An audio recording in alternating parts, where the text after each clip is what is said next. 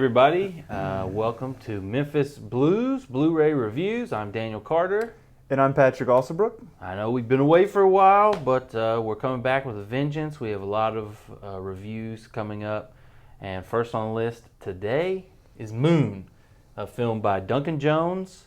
It's an independent science fiction film. If you think about that, that's kind of hard to do. Science fiction is usually pretty expensive, but with the budget he had, he did a really good job. This tells a interesting story. It's very, I'd say, claustrophobic and one of the things with the budget being so cheap is the script was actually written. It's centralizes around one location, which is a base on the moon. pretty much one character too. Yeah, it has one actor essentially, Sam Rockwell, my bad, who I think does a terrific job. I think he's kind of an underrated actor. Definitely. He plays a sort of not really an astronaut. I guess he is partly an astronaut, but he's also part of this corporation mining this energy source on the moon, and he ships it back to Earth, and that's kind of the role he's playing here. But then something goes kind of screwy. Yeah, from what I understand about the story as far as mining, I think they're mining helium-3 on the moon. Helium-3. And there's some truth behind the fact that helium-3 is good for energy, and in some chemical way you can get energy from it, and that's a possibility in the future. So they explained it in the film as light energy from the sun being caught up in the rocks on the moon, and they have these machines that sift through the rock and breaks off the helium-3 microscopically and condenses it to these canisters. I mean, I don't know the science behind it, if it's real or not. But I mean, it's really it's not the most important part. It's just sort of a method of getting him on the moon. I'd have to say that the film, being with one actor, it's a different experience, but I wouldn't say he's the only character in the movie. We don't want to spoil anything, because the story, I guess, it doesn't have a twist, but it has some things you wouldn't expect. When I saw the trailer for this film, I didn't know necessarily what to expect. You can definitely see some influences from 2001 in this movie. With the robot. As well as just some of the solitude that they create, with the sets and everything. Yeah, he's basically up there for a 3-year, contract with the company, and he is up there for that period of time, and he has his wife who he does video messages with, and there's a delay in it. There's never a live feed. Yeah, there's nothing live. Like there's supposed to be.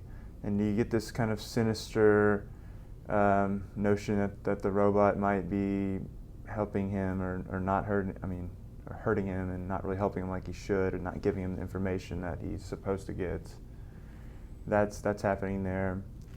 And it does create a claustrophobic environment, and I thought it was coming up, but he has this like model that he's been whittling at of like a city, so he's just trying to capture what's life is back on Earth.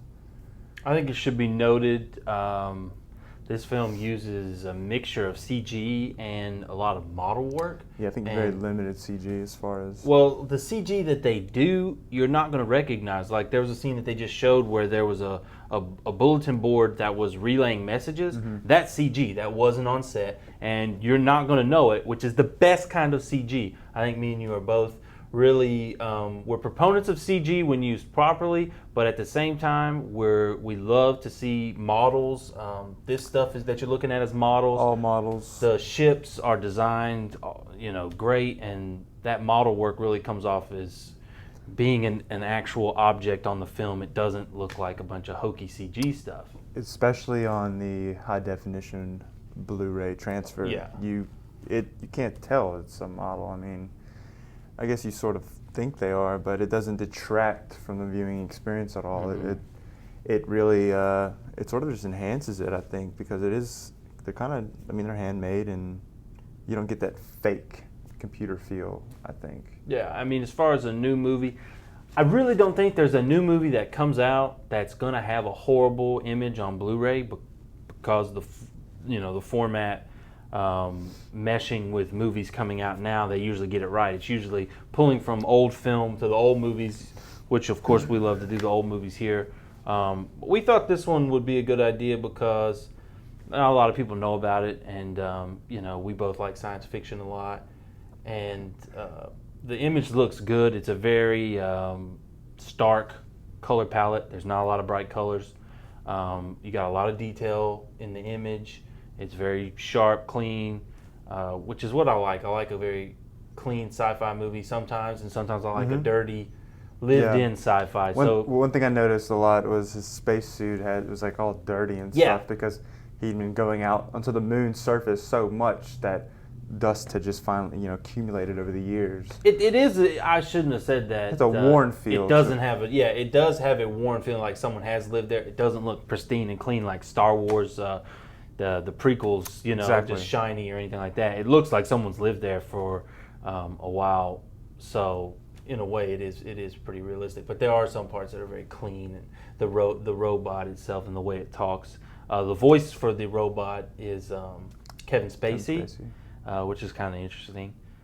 But I want to talk about the director for a minute, Duncan Jones, and something that he said a couple of months ago when Avatar came out.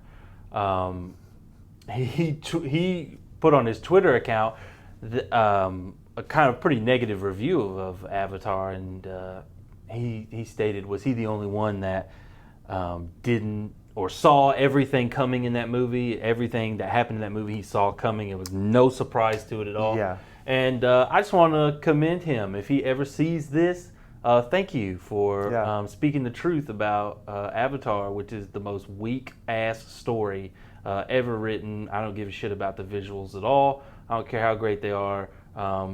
With the budget Duncan had for this film, he created an interesting story, an engaging story, and it really without, we can't really talk about the full movie and without spoiling anything, but it does bring up a lot of interesting issues about identity and the nature of being a human, and I think just sort of more important themes, and especially about corporatism and where corporations are going in the future. Something that just, I don't know. Yeah, we won't go on too long about Avatar. Talk about Avatar, really. If you want us to do a hate video on Avatar, we will. Please put it in the comments. just say you want it. We'll do it. But check this one out. Maybe give it a rent. Yeah, for sure. It has the special features on it. It does have a commentary with Duncan Jones. Well, we're going to wrap it up. I do want to mention one more thing because we like to talk about this too. The audio on this is awesome. Soundtrack is great. We love his music. All his movies, the music he does is great. So it accompanies this perfect. But I would give it a thumbs up. Yeah. Give it a rent. Rent it for sure. And if you're really into sci-fi 2001, buy it because you're going to watch it probably three or four times and really enjoy it. I watched it twice on one weekend, so it was fantastic. So check it out. It's Moon. I'm Dan Carter, DM Carter 21 on YouTube. I'm Patrick Alsabrook. What's your YouTube, Patrick? Oh no, it's Gojira. That's my. So you can find us on YouTube and friend us and send us messages, and we can make other videos if you want us to. So see you next time. Have a good one.